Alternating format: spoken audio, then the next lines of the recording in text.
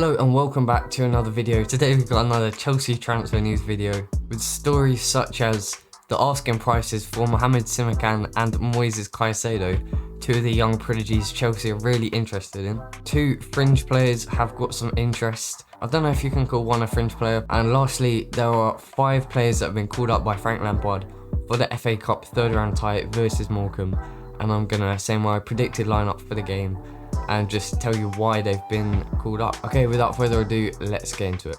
Okay, so first of all, I reported on this quite recently.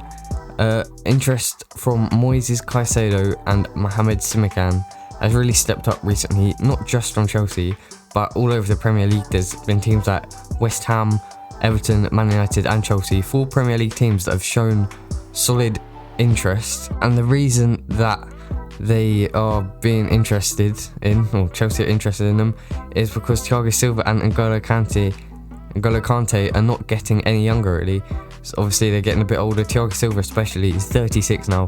N'Golo Kante, I think he's in his 30s, and after his dreadful performance against Man City, I hope he can perform a bit better next time he's expected to play well. Obviously everyone loves N'Golo Kante. If there's anyone that doesn't like Kante, just don't watch my videos, because he's like the nicest guy. He earns like, what is it, like 100 grand a week, and he drives a little mini Cooper, and then he's got like the oldest phone I saw in the whole squad. That's just pretty funny personally. But yeah, Atlanta United and Strasbourg respectively have both set their asking prices for their prized possessions in Caicedo and Simican. Atlanta United were originally holding up for just £5 million for Caicedo, but have now upped that to £20 million due to all the interest across the world. And I think they've just realised that there's so many teams interested that they could get way more than £5 million. And Strasbourg, obviously AC Milan, I think got an offer turned down. RB Leipzig got interested as well in Simican, and they upped it from £15 million, I think it might have been 14, up to £20 million. So now that they're both asking for £20 million, I would be surprised if Chelsea signed both of them, as there's so much interest, especially in Caicedo.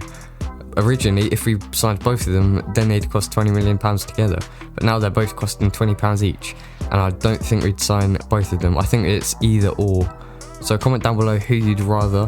Caicedo's like a CDM, a bit like Kante, but he offers a little bit more going forward, and Simican is a young centre-back playing in Ligue 1 who could form a really good partnership with Malang Sarr next season or whenever he comes back from loan. Secondly, Olivier Giroud is still a top tier striker, and he's absolutely banging in goals this season. He scored 4 in one game against Sevilla to put us through into the next round of the Champions League, but he can't really force his way into the first team squad at Chelsea, playing week in, week out. The likes of Atletico Madrid, Juventus and now West Ham United have all stated their interest.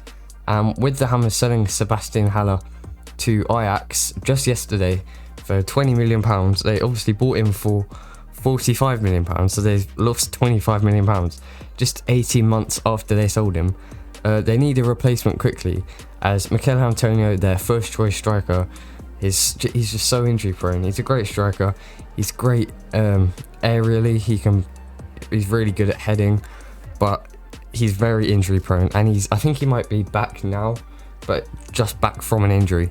So they're looking for Olivier Giroud to maybe contest with Mikel Antonio for the striker spot at West Ham. I think this could be a good move for him, because it'd obviously give him first team playing time, despite the fact that West Ham would have to pay his £100,000 a week wages. He may be able to prove himself and then get into the France squad for the Euros if they're actually going ahead. Okay, so Emerson Palmieri hasn't really lived up to the potential and all the hype that surrounded him when he joined Chelsea from Roma back in 2018. At the time he was 23, everyone thought he was going to be the next best thing. He played in the left wing back role, which was perfect for Chelsea's system at the time, but he hasn't really been able to live up to what was expected of him, mainly because he suits like a wing back role. Like I just said, a left wing back is probably his best position, but as soon as Antonio Conte left, and Maurizio Sarri came in, we haven't really played with a wing back. We've played sometimes with 3-4-3, but just on the off occasion. And this season when we played 3-4-3, we played Ben Chilwell there. So Emerson's really not getting much game time, and obviously Lampard really likes the 4-3-3 system, which is getting a little bit of stick recently because we're not getting the results as much, but I think it is the best formation to fit all the brilliant talents we've got at the club into it. Emerson is, like I said, really being restricted for game time, and with interest from Napoli, he's apparently asking for a move to happen. I don't know if Chelsea will sell him this January, as it looks like they're much more comfortable with selling Marcos Alonso, and if we sell Alonso and Emerson, we won't have a backup left back unless we get Ian Matson from the academy. But I don't really think he's ready just yet for week in, week out, or not week in, week out, but like training with the first team and being the first or the second choice left back. Apparently Napoli have been dreaming of Emerson, as it looks like they're going to be loaning or selling Malqui to Fiorentina, who's their right back, and then looks like Gulam, a once Chelsea target, is also going to be leaving them with just Emerson really, who they've been looking for a while to fit into that role. Okay, lastly, on Sunday at 1:30 PM, Chelsea hosts Morecambe to an FA Cup third round tie, and it looks like Lampard is going to give the youth like prospects some playing time and some first team experience, after he has apparently called up Tino Andrin, who you can see on the far right, Lewis Bate, Henry Lawrence, Tino Livramento, who you can see in the middle, and Jude Soonsup-Bell on the left. I expect Lampard to give some game time to Kepa after he's not been played in a while, Fikayo Tomori, Billy Gilmore, Kai Havertz, and Hudson-Odoi as well.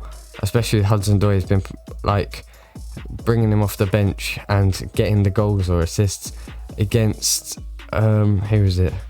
Arsenal. He put in the cross for Tammy Abraham's consolation goal, and against Man City he scored the consolation goal this time in like injury time, the last 5 minutes.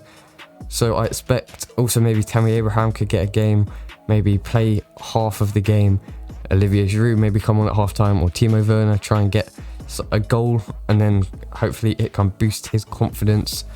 You never know, Lampard may start Werner and try and get him to, I don't know, score as many as he can, so that he can take that form forwards into the league. I'm really excited for this game, as it's got a lot to live up to, but the main thing we have to do is not underestimate Morecambe.